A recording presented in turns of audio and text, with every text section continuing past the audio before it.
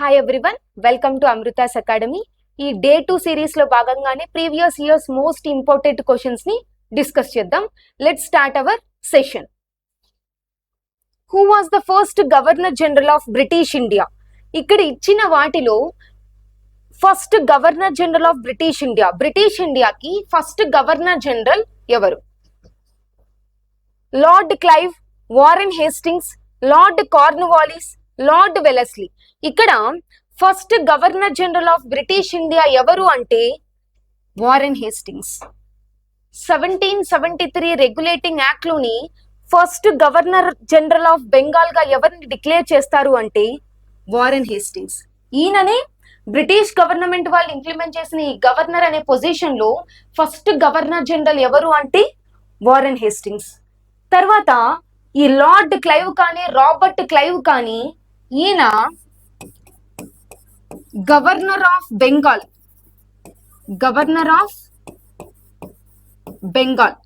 ఈయన బెంగాల్ కి మాత్రమే గవర్నర్.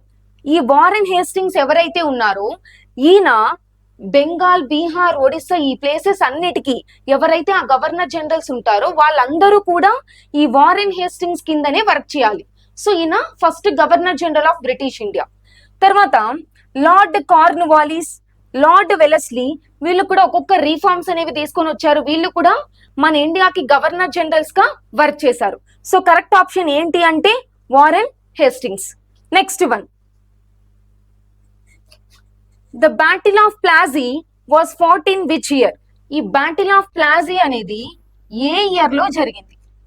1757. బ్యాటిల్ ఆఫ్ ప్లాజీ ఎప్పుడు? 1757 లో జరిగింది. అయితే ఈ వార్ అనేది ఎవరెవరి మధ్య జరిగింది అంటే ఈ బ్యాటిల్ అనేది Robert Clive, Siraj ud Daula. Robert Clive కి తర్వాత సిరాజ్ ఉద్ దౌలా కి మధ్య 1757 బ్యాటిల్ ఆఫ్ ప్లాజీ అనే వార్ జరిగింది. ఎక్కడ జరిగింది అంటే బెంగాల్లో టోటల్ గా 2 వార్స్ జరుగుతాయి. ఒకటి బ్యాటిల్ ఆఫ్ ప్లాజీ, ఇంకొకటి బ్యాటిల్ ఆఫ్ బాక్సర్. 1757 లో రాబర్ట్ క్లైవ్ కి సిరాజ్ ఉద్ దౌలా కి మధ్య బ్యాటిల్ ఆఫ్ ప్లాజీ జరిగితే తర్వాత 1764 ఏదైతే ఉందో ఈ 1764 లో బ్యాటిల్ ఆఫ్ బాక్సర్ జరుగుతుంది. ఈ వార్ అనేది రాబర్ట్ క్లైవ్ తర్వాత ఎవరైతే మన ఇండియన్స్ ఉన్నారో ఆయనే షుజా ఉద్ దౌలా, మీర్ కాసిం, వీళ్ళందరి మధ్య ఈ 1764 లో బ్యాటిల్ ఆఫ్ బాక్సర్ అనే వార్ జరుగుతుంది. బెంగాల్లో టోటల్ గా 2 వార్స్ జరుగుతాయి. ఒకటి 1757 బ్యాటిల్ ఆఫ్ ప్లాజీ, ఇంకొకటి 1764 బ్యాటిల్ ఆఫ్ బాక్సర్. ఈ 2 వార్స్ భారతదేశంలో బ్రిటిషర్స్ వాళ్ళ యొక్క స్థాపనకి పునాది వేసిన యుద్ధాలుగా తీసుకుంటాం. ఇక్కడ 1773 నెక్స్ట్ వన్ ఏంటి? ఈ 1773 అనేది బ్రిటిషర్స్ వాళ్ళు ఇంప్లిమెంట్ చేసిన first act 1773 regulating act. 1773 regulating act. ఈ యాక్ట్ బ్రిటిషర్స్ వాళ్ళు ఇంప్లిమెంట్ చేసిన ఫస్ట్ యాక్ట్. ఈ యాక్ట్ ద్వారానే ఇండియాలో సుప్రీం కోర్టుని ఎస్టాబ్లిష్ చేస్తారు. ఇండియాలో 1773 రెగ్యులేటింగ్ యాక్ట్ ద్వారానే సుప్రీం కోర్టుని 1774 లో ఎస్టాబ్లిష్ చేస్తారు. ఎక్కడ అంటే కల్కత్తా. ఎక్కడ ఎస్టాబ్లిష్ చేస్తారు? కల్కత్తాలో ఎస్టాబ్లిష్ చేస్తారు. ఏ యాక్ట్ ద్వారా అంటే 1773 రెగ్యులేటింగ్ యాక్ట్. ఏ ఇయర్ లో అంటే 1774 లో. ఎక్కడ అంటే కల్కత్తాలో. ఇవి రిమైనింగ్ ఆప్షన్స్. ఇక్కడ కరెక్ట్ ఆప్షన్ ఏంటి అంటే 1757 battle of Plassey between Robert Clive and the Siraj ud Daula. So next one, who established the Asiatic Society of Bengal in 1784? 1784 లో ఏసియాటిక్ సొసైటీ ఆఫ్ బెంగాల్ ని ఎవరు ఎస్టాబ్లిష్ చేశారు? Raja Rammohan Roy, William Jones, Charles Wilkins, Max Muller. ఇక్కడ ఈ Asiatic society of Bengal ని ఎవరు establish చేశారు అంటే విలియం జోన్స్. ఏ ఇయర్ అంటే 1784 లో. ఈ 1784 లో ఇండియాలో ఉన్న ఆ గవర్నర్, బ్రిటిష్ గవర్నర్ జనరల్ ఎవరు అంటే వారెన్ హేస్టింగ్స్. ఎవరు? Warren Hastings. ఈయన టైంలోనే ఈ Bengal Asiatic society of Bengal ని ఎస్టాబ్లిష్ చేస్తారు. ఎవరు ఎస్టాబ్లిష్ చేశారు అంటే విలియం జోన్స్. ఇది ఎందుకు అంటే oriental research on Indian art and culture. దీనికోసమే బెంగాల్ ఏసియాటిక్ సొసైటీని విలియం జోన్స్ 1784 లో ఎస్టాబ్లిష్ చేస్తాడు. ఇండియాలో ఉన్న ఆర్ట్ అండ్ కల్చర్ పైన రీసెర్చ్ చేసి దాన్ని ఎలా ప్రమోట్ చేయాలి దానికోసమే దీన్ని ఎస్టాబ్లిష్ చేస్తారు. ఎవరు అంటే విలియం జోన్స్. తర్వాత రాజా రామ్మోహన్ రాయ్ గురించి మనకు తెలుసు. ఏం చేశాడు? బ్రహ్మ సమాజ్. రాజా రామ్మోహన్ రాయ్ దేన్ని స్థాపించాడు అంటే బ్రహ్మ సమాజ్ ని స్థాపించాడు. తర్వాత చార్లెస్ విల్కిన్స్. ఈ చార్లెస్ విల్కిన్స్ అనే ఆయన భగవద్గీతని ఇంగ్లీష్ లోకి ట్రాన్స్లేట్ చేస్తాడు. ఎవరు ట్రాన్స్లేట్ చేశారు అంటే చార్లెస్ విల్కిన్స్. భగవద్గీత అని ఇంగ్లీష్ లోకి ట్రాన్స్లేట్ చేసిన పర్సన్ చార్లెస్ విల్కిన్స్. సో ఇవన్నీ ఆప్షన్స్. ఇక్కడ ఏసియాటిక్ సొసైటీ ఆఫ్ బెంగాల్ ని విలియం జోన్స్ ఎస్టాబ్లిష్ చేశాడు. రాజా రామ్మోహన్ రాయ్ బ్రహ్మ సమాజ్, చార్లెస్ విల్కిన్స్ వచ్చి భగవద్గీత అని ఇంగ్లీష్ లోకి ట్రాన్స్లేట్ చేస్తాడు. So next one, the system of dual government in Bengal was abolished by whom. ఇక చూడండి, ఈ డ్యూయల్ గవర్నమెంట్ ఇన్ బెంగాల్ దీన్ని ఎవరు అబాలిష్ చేశారు? అబాలిష్ చేసిన పర్సన్ ఎవరు అంటే వారెన్ హేస్టింగ్స్. అదే డ్యూయల్ గవర్నమెంట్ ఆర్ డబుల్ గవర్నెన్సీని ఎవరు ఇంప్లిమెంట్ చేశారు అంటే రాబర్ట్ క్లైవ్. ఇక చూడండి, రాబర్ట్ క్లైవ్ అనే ఆయన ఏం చేశాడు? ఈ డ్యూయల్ గవర్నమెంట్ ని ఇంప్లిమెంట్ చేశాడు. ప్రవేశపెట్టిన వ్యక్తి ఎవరు అంటే రాబర్ట్ క్లైవ్. ప్రవేశపెట్టిన డ్యూయల్ గవర్నమెంట్ ఇన్ బెంగాల్ ని ఎవరు క్యాన్సిల్ చేశారు ఆర్ అబాలిష్ చేశారు అంటే వారెన్ హేస్టింగ్స్. ఈయననే ఏంటి, ఫస్ట్ టైం 1773 రెగ్యులేటింగ్ యాక్ట్ వచ్చినప్పుడు ఉన్న గవర్నర్ జనరల్ ఎవరు అంటే వారెన్ హేస్టింగ్స్. తర్వాత లార్డ్ డల్హౌసీ డాక్ట్రిన్ ఆఫ్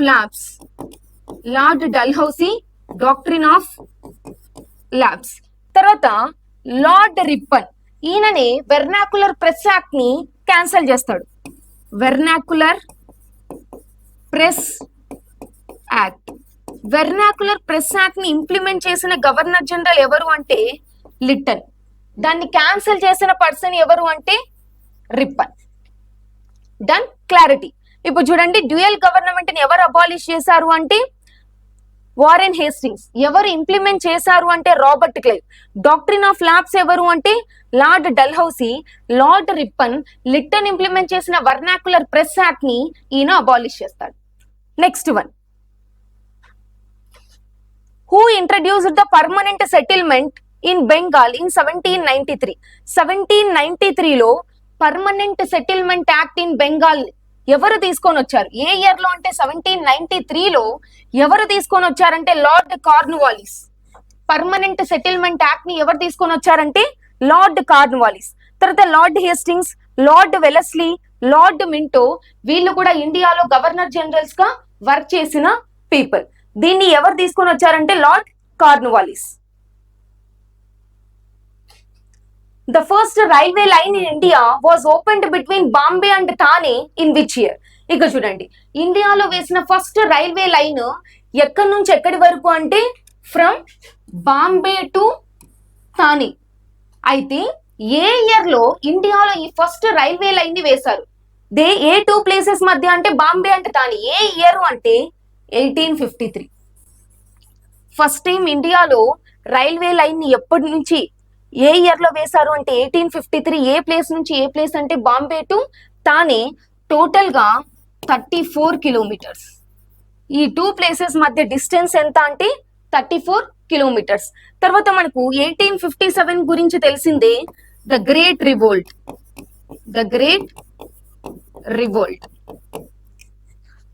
ఈ ఎన్ఫీల్డ్ గన్స్ ఏవైతే ఉన్నాయో వాటిని ఇంప్లిమెంట్ చేయడం వల్ల, క్యాట్రిడ్జెస్ వల్ల 1857 యొక్క రివోల్ట్ అనేది అవుట్ బ్రేక్ అవుతుంది. ఏ ఇయర్ లో అంటే 1857 లో. So next one, who was the founder of the servants of Indian society? ఇక చూడండి, సర్వెంట్స్ ఆఫ్ ఇండియా సొసైటీ ఈ ఆర్గనైజేషన్ యొక్క ఫౌండర్ ఎవరు అంటే Gopalakrishna Gokhale. Servants of Indian society యొక్క దీన్ని ఎవరు, ఈ ఆర్గనైజేషన్ ని ఎవరు స్థాపించారు అంటే గోపాలకృష్ణ గోఖలే. తర్వాత లాలా లజపతి రాయ్, బిపిన్ చంద్రపాల్, బాల గంగాధర్ తిలక్, వీళ్ళంతా కూడా ఎక్స్ట్రీమిస్ట్. వీళ్ళంతా ఎవరు, ఎక్స్ట్రీమిస్ట్. వీళ్ళని లాల్ బాల్ పాల్ అని చెప్పి పిలుస్తాం. లాలా లజపతి రాయ్, బాల గంగాధర్ తిలక్, తర్వాత బిపిన్ చంద్రపాల్. ఇండియాలో ఉన్న ఎక్స్ట్రీమిస్టులు ఎవరు అంటే వీళ్ళ ముగ్గురే. ఇక్కడ founder of the servants of Indian society ఎవరు అంటే Gopalakrishna Gokhale. Next one, the Sati system was abolished in 1829 by which governor general. ఈ సతీ అనేది ఇండియాలో 1829 లో ఏ గవర్నర్ జనరల్ దీన్ని అబాలిష్ చేశాడు? Lord Dalhousie, lord William Bentinck, lord canning, lord Wellesley. ఇక్కడ ఇండియాలో సతీ కోసం ఫైట్ చేసిన, దాన్ని అబాలిష్ చేయాలని చెప్పి ఫైట్ చేసిన పర్సన్ ఎవరు అంటే రాజా రామ్మోహన్ రాయ్. రాజా రామ్మోహన్ రాయ్. ఈయననే father of the Indian renaissance movement అని చెప్తాం. ఏమంటాం? Father of the Indian renaissance movement అని చెప్పి చెప్తాం. ఈ సతీని బ్యాన్ చేయాలి అని చెప్పి ఆ ఇండియన్ రీఫార్మర్ ఎవరు ఫైట్ చేశారు అంటే రాజా రామ్మోహన్ రాయ్. అయితే ఏ గవర్నర్ జనరల్ దీన్ని బ్యాన్ చేశాడు, ఈ సతీని అబాలిష్ చేశాడు అంటే లార్డ్ విలియం బెంటిక్.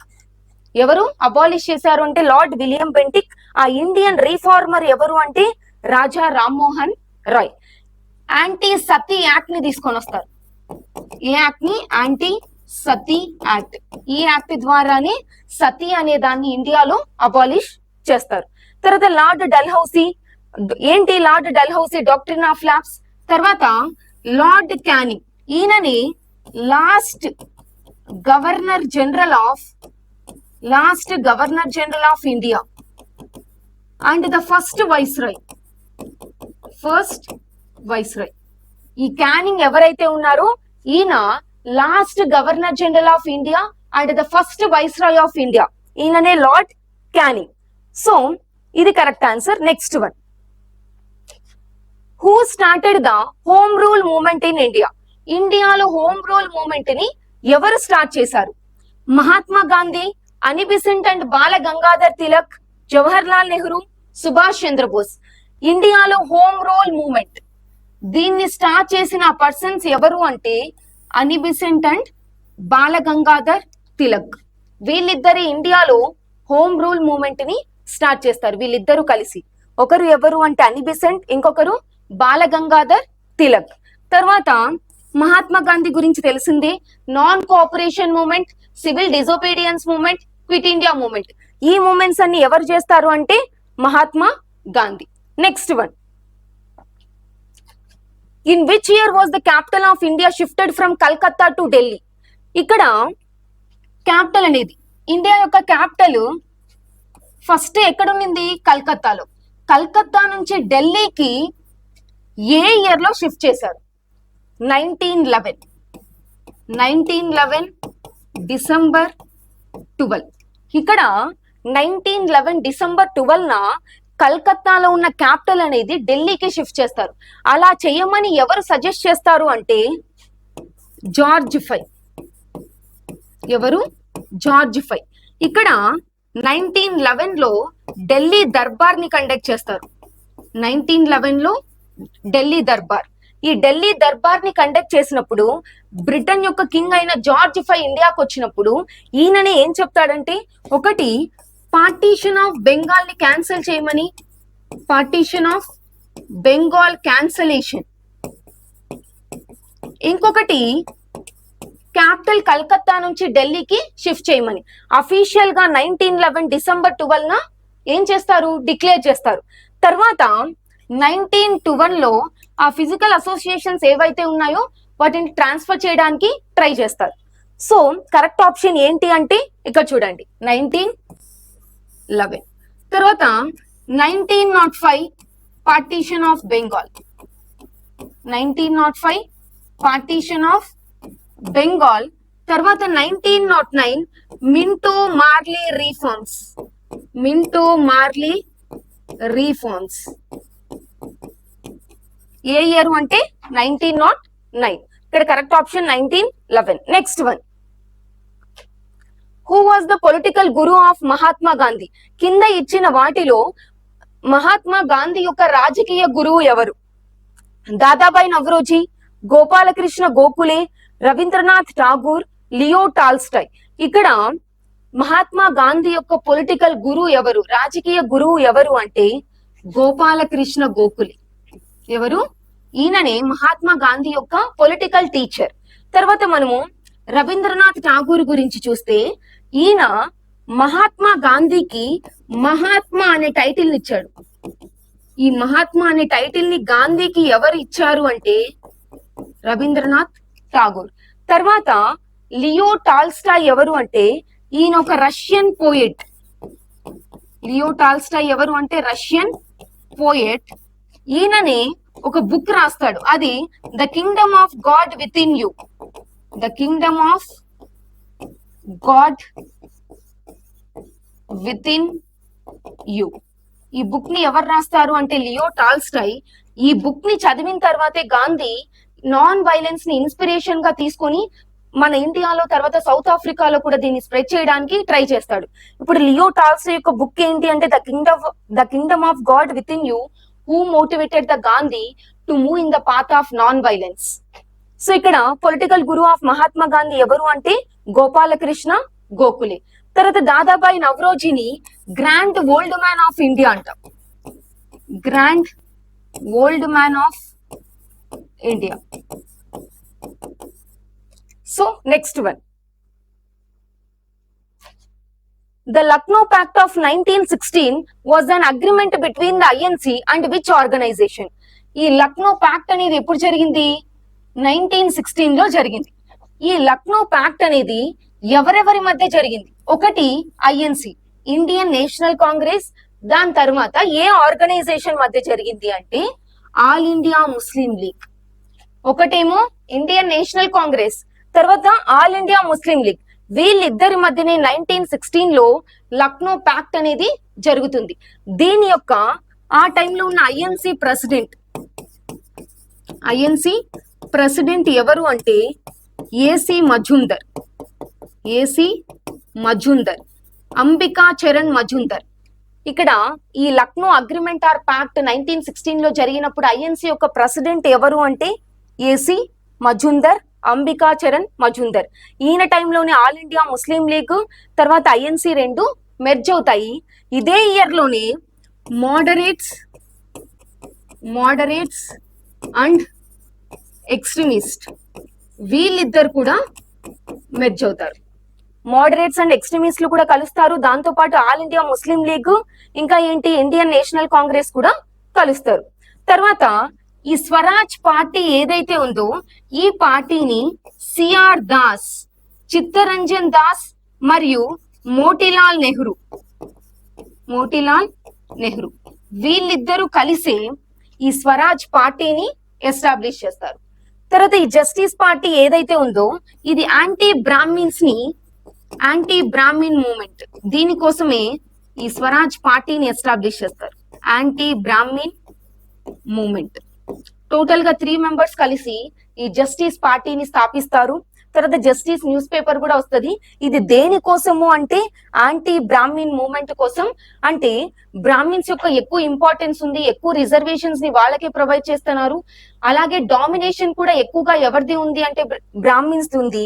అందుకోసమే ఈ యాంటీ బ్రాహ్మిన్ మూవ్మెంట్ ని స్టార్ట్ చేస్తారు. ఇక్కడ Swaraj party CR Das and the Motilal Nehru. ఇక్కడ కరెక్ట్ ఆప్షన్ ఏంటి? ఐఎన్సి మరియు all India Muslim league Lucknow pact ద్వారా 1916 లో ఇద్దరు మెర్జ్ అవుతారు. Next one, who founded the Swaraj party along with Motilal Nehru?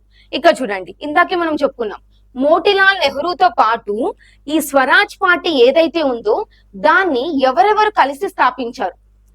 CR Das, Jawahar Lal Nehru, Sardar Patel, Subhash Chandrabose. ఇక్కడ ఈ స్వరాజ్ పార్టీని చిత్తరంజన్ దాస్, ఎవరు? చిత్తరంజన్ దాస్, తర్వాత మోతీలాల్ నెహ్రూ, వీళ్ళిద్దరూ కలిసి స్వరాజ్ పార్టీని ఎస్టాబ్లిష్ చేస్తారు. సో నెక్స్ట్ వన్, ఇక్కడ correct option CR Das. The Kakori train robbery took place in which year? ఈ కాకోరీ ట్రైన్ రాబరీ అనేది ఏ ఇయర్ లో జరిగింది? 1925 లో జరిగింది.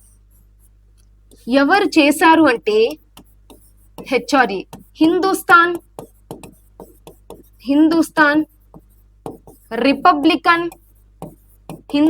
Republican association. ఇందులో ఉన్న డిఫరెంట్ మెంబర్స్ ఎవరైతే ఉన్నారో వాళ్ళందరూ కలిసి కూడా ఈ కాకోరీ ట్రైన్ రాబరీ అనేది ఏ ఇయర్ లో జరిగింది అంటే 1925 లో జరిగింది. 1922 ఏంటంటే withdrawal of the non cooperation moment,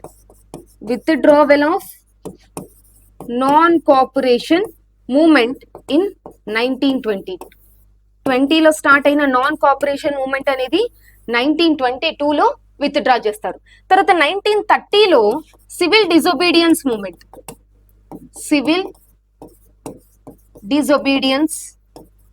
moment. Next one, ఇక్కడ correct option 1925. Kakori train robbery ఏ ఇయర్ లో అంటే 1925. Who was affectionately known as Punjab Kesari? ఇక్కడ పంజాబ్ కేసరి అనేది ఎవరి యొక్క టైటిల్? భగత్ సింగ్, లాలా లజపతి రాయ్, రంజిత్ సింగ్, బిపిన్ చంద్రపాల్. ఇక్కడ ఇచ్చిన వాటిలో పంజాబ్ కేసరి అనేది ఎవరి యొక్క టైటిల్ అంటే లాలా లజపతి రాయ్. ఈయననే Punjab Kesari or lion of Punjab అంటాం. Punjab Kesari or lion of Punjab అని ఎవరిని పిలుస్తామంటే లాలా లజపతి రాయ్ని పిలుస్తాం. ఈయన కూడా extremist leader. So correct option ఏంటి అంటే Lala Lajpat Rai. Next one, the Cripps mission visited India in which year? ఏ ఇయర్ లో ఇండియాకి క్రిప్స్ మిషన్ అనేది వచ్చింది? 1942. క్రిప్స్ మిషన్ అనేది ఇండియాకి ఏ ఇయర్ లో వచ్చింది అంటే 1942 లో వచ్చింది. కరెక్ట్ ఆప్షన్ ఏంటి అంటే 1942. తర్వాత 1940 లో ఆగస్ట్ ఆఫర్స్ అనేవి వచ్చాయి. ఇండియాకి ఫ్రీడమ్ ఇవ్వాలి, సెల్ఫ్ గవర్నమెంట్ ని ఎంకరేజ్ చేయాలి అని చెప్పి వీళ్ళు డిక్లేర్ చేస్తారు. Next one, who gave the slogan give me blood and I shall give you freedom? ఇక్కడ give me blood, I shall give you freedom, నాకు రక్తాన్ని ఇవ్వండి నేను మీకు స్వాతంత్రాన్ని ఇస్తాను అనే స్లోగన్ ని ఎవరు చెప్పారు? ఆ నినాదం ఎవరిది అంటే భగత్ సింగ్, సుభాష్ చంద్రబోస్, చంద్రశేఖర్ ఆజాద్, బాలగంగాధర్ తిలక్. మనకు ఆల్రెడీ బాలగంగాధర్ తిలక్ యొక్క స్లోగన్ తెలుసు, Swaraj is my birth right and I shall have it. Swaraj is my birth right and I shall have it. ఇది ఎవరు చెప్పారు? బాలగంగాధర్ తిలక్ చెప్పారు. ఇప్పుడు మరి give me blood and I shall give you freedom, మీరు రక్తాన్ని ఇస్తే నేను మీకు స్వాతంత్రాన్ని ఇస్తాను అని చెప్పి ఎవరు చెప్పారు అంటే సుభాష్ చంద్రబోస్. ఎవరు చెప్పారు? సుభాష్ చంద్రబోస్. తర్వాత భగత్ సింగ్ యొక్క ఫేమస్ స్లోగన్ ఏంటి అంటే ఇంకులాబ్ జిందాబాద్. ఇంకులాబ్ జిందాబాద్. ఇది ఎవరి యొక్క స్లోగన్ అంటే భగత్ సింగ్ ది. Next one, the do or die slogan is associated with which movement? Do or die అనే స్లోగను కింద ఇచ్చిన వాటిలో ఎవరి యొక్క slogan? Non cooperation movement, civil disobedience movement, quit India movement, swadeshi movement. ఏ మూమెంట్ జరిగేటప్పుడు డూ ఆర్ డై అనే slogan ఇచ్చారు? Answer quit India movement. ఈ క్విట్ ఇండియా మూమెంట్ 1942 లో జరిగేటప్పుడే డూ ఆర్ డై అనే స్లోగన్ ని ఎవరిచ్చారంటే గాంధీ. ఎవరిచ్చారు? గాంధీ గారే క్విట్ ఇండియా మూవ్మెంట్ లో భాగంగానే డూ ఆర్ డై అనే స్టేట్మెంట్ ని 1942లో ఇస్తారు. Correct option C. Next one, who led the Bardoli Satyagraha in 1928? 1928 లో బార్డోలి సత్యాగ్రహాన్ని ఎవరు చేశారు? Option C Sardar Vallabhbhai Patel.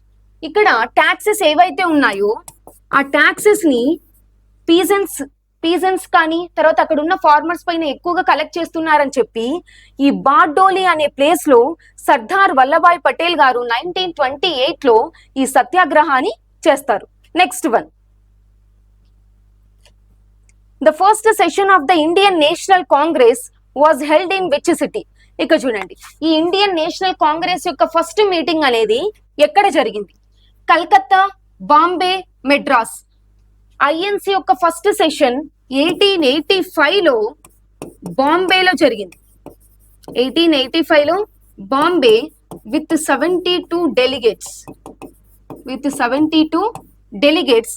President WC Banerjee. It is headed by WC Banerjee. చూడండి ఆప్షన్ బి. తర్వాత సెకండ్ ఐఎన్సి ఎక్కడ జరిగింది? కల్కత్తాలో జరిగింది 1886 లో. దీని యొక్క హెడ్ ఎవరు అంటే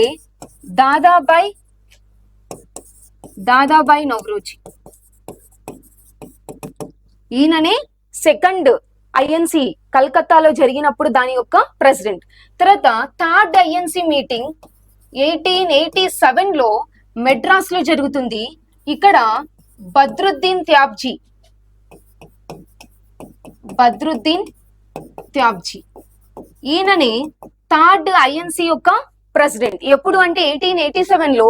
ఎక్కడ జరిగింది అంటే మెడ్రాస్ లో జరిగింది. సో కరెక్ట్ ఆప్షన్ ఏంటి ఇక్కడ? ఫస్ట్ ఐఎన్సి సెషన్ అంటే Bombay 1885. Next one, who was the viceroy when the Jallianwala Bagh massacre took place? ఈ జలియన్ వాలా బాగ్ మసాక్రే అనే ఇన్సిడెంట్ జరిగినప్పుడు ఆ టైంలో ఉన్న వైస్రాయ్ ఆర్ గవర్నర్ జనరల్ ఎవరు? Lord Chelmsford. ఈ జలియన్ వాలా బాగ్ మసాక్రే అనేది ఏప్రిల్ 13, 1919 జరుగుతుంది. ఆ టైంలో ఇండియాకి గవర్నర్ జనరల్ గా ఆర్ వైస్రాయ్ గా ఎవరు ఉన్నారు అంటే లార్డ్ చేమ్స్ఫర్డ్. తర్వాత అమృత్సర్ లో ఎవరున్నారు అంటే రెజినాల్డ్ డయర్. తర్వాత పంజాబ్ లో ఎవరు అంటే మైకెల్ ఓ డయర్. ఇక్కడ రౌలట్ యాక్ట్ ని అపోజ్ చేస్తూ ఈ పీపుల్ ఎవరైతే ఉన్నారో పంజాబ్ లో వాళ్ళందరూ ఒక మూవ్మెంట్ లాగా చేస్తూ ఉంటారు. ఆ టైంలోనే ఇద్దరు నేషనల్ లీడర్స్ ని పంజాబ్ లో అరెస్ట్ చేస్తారు. దానికి రిజల్ట్ గానే జలియన్ వాలా బాగ్ అనే ప్లేస్ లో ఒక మీటింగ్ ని కండక్ట్ చేస్తారు. ఆ మీటింగ్ జరిగేటప్పుడు పీపుల్ ఎవరు రౌలట్ యాక్ట్ ప్రకారం మీట్ అవ్వకూడదు, కానీ అక్కడ మీట్ అవుతారు. అందుకోసమే ఈ రెజినాల్డ్ డయర్ ఎవరైతే ఉన్నారో ఈయన జలియన్ వాలా బాగ్ అనే ప్లేస్ లో ఆ పీపుల్ ఎవరైతే ఉన్నారో వాళ్ళందరినీ అటాక్ చేస్తారు. అందులో థౌజండ్స్ ఆఫ్ పీపుల్స్ అనే వాళ్ళు చనిపోతారు. సో ఆ టైంలో ఉన్న గవర్నర్ జనరల్ ఎవరు అనేది క్వశ్చన్. ఆయనే లార్డ్ చేమ్స్ఫర్డ్. తర్వాత లార్డ్ ఇర్విన్ చూస్తే తర్వాత గాంధీ వీళ్ళిద్దరి మధ్య ఇర్విన్ ప్యాక్ట్ అనేది జరుగుతుంది. ఇర్విన్ ప్యాక్ట్ ఎప్పుడు అంటే 1931 లో జరుగుతుంది. ఎవరెవరికి అంటే మహాత్మా గాంధీకి, లార్డ్ ఇర్విన్ కి to attend the second round table conference and టెంపరరీగా సివిల్ డిసోబీడియన్స్ మూవ్మెంట్ ని బ్యాన్ చేయడం కోసం. సో కరెక్ట్ ఆప్షన్ ఏంటి ఇక్కడ అంటే లార్డ్ చేమ్స్ఫర్డ్. తర్వాత ఈ లార్డ్ రీడింగ్ ఎవరైతే ఉన్నారో ఈయనని father of the self government అంటాం. Father of the local self government ఎవరిని చెప్తామంటే లార్డ్ రీడింగ్. తర్వాత లార్డ్ హార్డింజ్ గురించి తెలుసు. ఈ 1911 లో జార్జ్ ఫైవ్ ఇండియాకి వచ్చినప్పుడు ఈ బెంగాల్ యొక్క పార్టీషన్ ని క్యాన్సిల్ చేస్తారు. దాంతో పాటు ఇండియా యొక్క క్యాపిటల్ ని కలకత్తా నుంచి ఢిల్లీ కూడా షిఫ్ట్ చేస్తారు. ఎవరి టైంలో అంటే హార్డింజ్ టైంలో. Next one,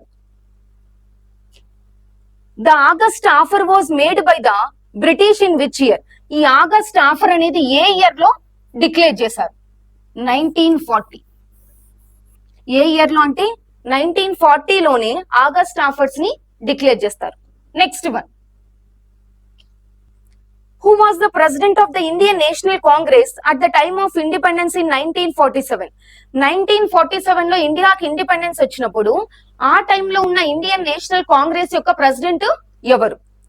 Jawaharlal Nehru, JB Kripalani, doctor Rajendra Prasad, Abul Kalam Azad. ఇండియాకి ఇండిపెండెన్స్ వచ్చినప్పుడు ఆల్రెడీ 1946 లో ఏదైతే ఐఎన్సి మీటింగ్ జరుగుతుందో ఆ టైంలో జేబీ కృపలాని ఐఎన్సికి ప్రెసిడెంట్ గా ఉంటారు. తర్వాత 1947 కి కూడా ఈ జేబీ కృపలాని ఎవరైతే ఉన్నారో వాళ్ళు 1947 కి కూడా ఐఎన్సి మీటింగ్ యొక్క హెడ్. అలాగే కంటిన్యూ చేస్తారు.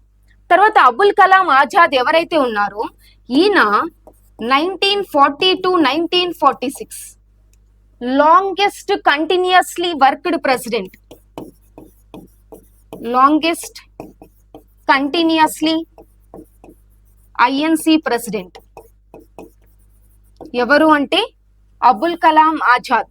ఏ ఇయర్ నుంచి ఏ ఇయర్ వరకు అంటే 1940 నుంచి 46 వరకు ఈయననే ఐఎన్సికి ప్రెసిడెంట్ గా వర్క్ చేస్తాడు. Next one, the English education in India was introduced on the advice of whom? ఎవరి యొక్క అడ్వైస్ ప్రకారం, ఎవరి యొక్క సలహా ప్రకారం ఇండియాలో ఇంగ్లీష్ ఎడ్యుకేషన్ ని ఇంప్లిమెంట్ చేస్తారు? ఎవరు దాన్ని ఇంట్రడ్యూస్ చేశారు అంటే లార్డ్ మెకాలే.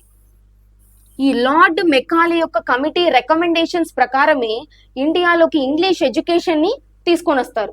అయితే ఇండియాకి ఇంగ్లీష్ ఎడ్యుకేషన్ ని తీసుకొని వచ్చినప్పుడు ఉన్న గవర్నర్ జనరల్ ఎవరు అంటే విలియం బెంటిక్. ఎవరు?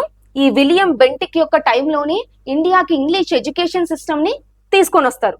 తర్వాత చార్లెస్ వుడ్, దీన్ని వుడ్స్ డిస్పాచ్ అంటాం.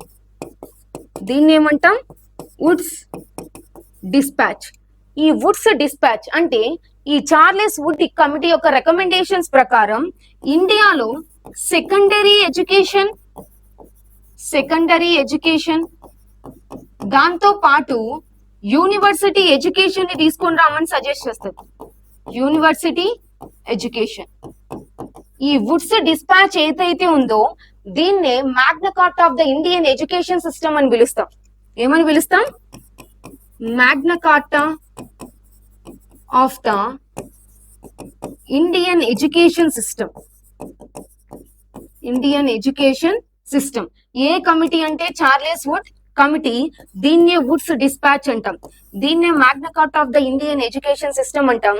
దీని ద్వారానే సెకండరీ ఎడ్యుకేషన్ దాంతో పాటు యూనివర్సిటీ ఎడ్యుకేషన్ ని తీసుకొని వస్తారు. ఇక్కడ లార్డ్ మెకాలే కమిటీ ఇండియాకి ఇంగ్లీష్ ఎడ్యుకేషన్ ని తీసుకొని వస్తుంది. ఆ టైంలో ఉన్న గవర్నర్ జనరల్ ఎవరు అంటే lord William Bentinck. Next one, who was the first Indian to pass the Indian civil services? ఇక్కడ చూడండి, ఈ ఇండియన్ సివిల్ సర్వీసెస్ ఎగ్జామ్స్ ఏదైతే కండక్ట్ చేస్తారో అందులో సెలెక్ట్ అయిన ఆ ఫస్ట్ పర్సన్ ఎవరు? ఫస్ట్ ఇండియన్ ఎవరు అంటే సత్యేంద్రనాథ్ బెనర్జీ. ఎవరు? సత్యేంద్రనాథ్ ఠాగూర్. ఈ సత్యేంద్రనాథ్ ఠాగూర్ ఎవరైతే ఉన్నారో he is the first Indian to pass the Indian civil services exam.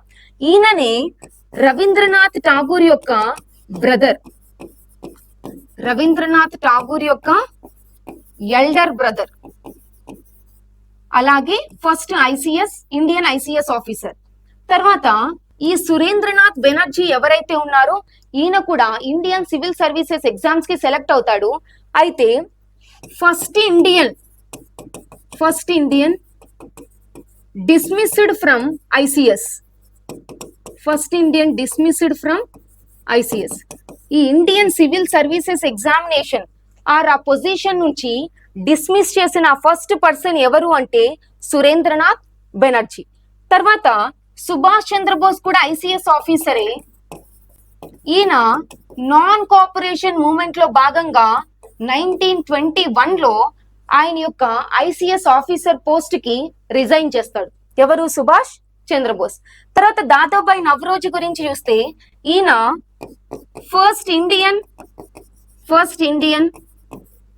British parliamentarian or Britain parliamentarian.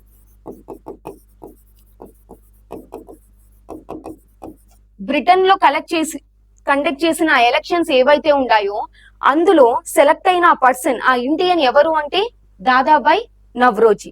ఈయన ఫిన్స్బెరీ కాన్స్టిట్యుయెన్సీ నుంచి సెలెక్ట్ అవుతాడు. ఫిన్స్బెరీ కాన్స్టిట్యుయెన్సీ ఏ హౌస్ కి అంటే house of commons. House of commons. First Indian British parliamentarian ఎవరు అంటే దాదాబాయ్ నవరోజీ. ఏ హౌస్ కి అంటే హౌస్ ఆఫ్ కామన్స్. ఏ కాన్స్టిట్యుయెన్సీ నుంచి అంటే Finsbury constituency. Liberal party. Liberal